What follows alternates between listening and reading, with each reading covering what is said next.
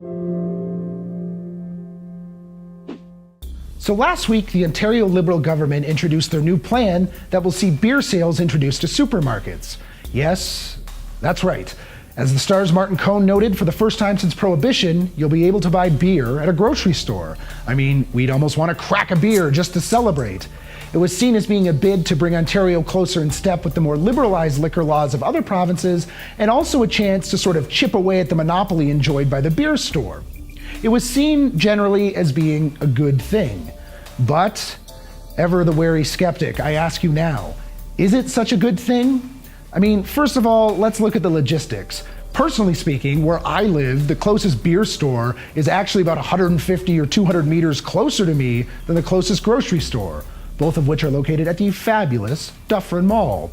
Also, as it stands, the stores that will be licensed to sell beer will only be able to carry 6-packs. So if you're loading up for your big Victoria Day barbecue, you'll still have to make 2 stops.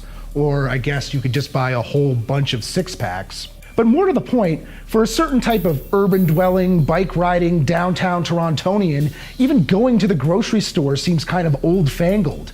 We get our grass-fed beef from our butchers, our organic produce from the corner market, and our beer from microbreweries who spend just as much time on their recipes as they do on their fancy labels. I mean, going to a supermarket to buy beer seems like more of an inconvenience. Do you really want to stand in line for 20 minutes at a no-frills so you can get a 6er of Canadian? No thanks.